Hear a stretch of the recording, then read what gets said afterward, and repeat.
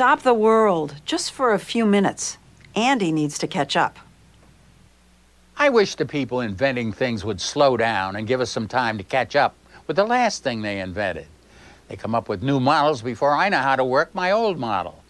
You know what those are pushed aside over there? Old computers. I don't use them because they come up with a new model every 6 months, and typical American that I am, I buy them. Can you believe we're already at the point where we have old-fashioned computers? Some of my old computers go back as far as, 4 years. When did 4 years get to be antique? I bought a new printer for my computer, hooked it up, and it wouldn't work. I went back to the store, and they told me the new model printer doesn't work with my old model computer. Look at these cameras, Nikon, Canon, Rolleiflex, some of the best cameras ever made. Now they're collector's items, and I'm the collector. Cameras are all digital now. Forget those yellow rolls of film we used to have. You no longer take your film to the drugstore and get your pictures back the next day. With digital cameras, you need another gadget to get a picture that you can show anyone. If you're 15 years old and have a cell phone, you may think people always had cell phones. Well, no one had a cell phone when your parents were your age. Already, there are obsolete cell phones, too. This was the first one I ever bought. It works. I like it. I took it into a store to buy a new battery last week. The guy looked at it, turned it over and over in his hand and said, "Boy, where'd you get this?"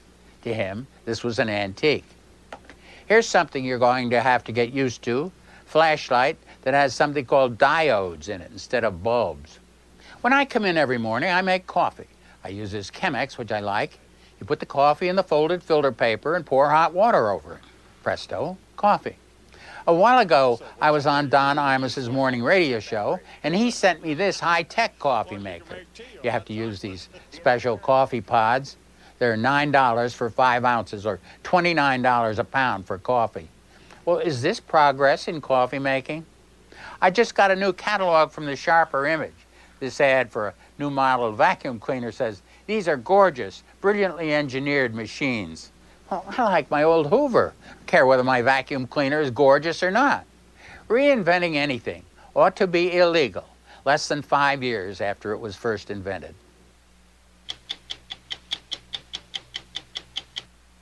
A final note now about a dear friend of ours who was an important part of 60 Minutes from the very beginning 38 years ago.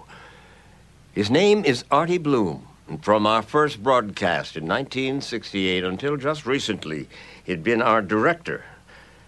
This weekend, he died of cancer at the early age of 63. To his wife, Marla, and the rest of his family, our sadness at his passing and love from all of us. I'm Mike Wallace.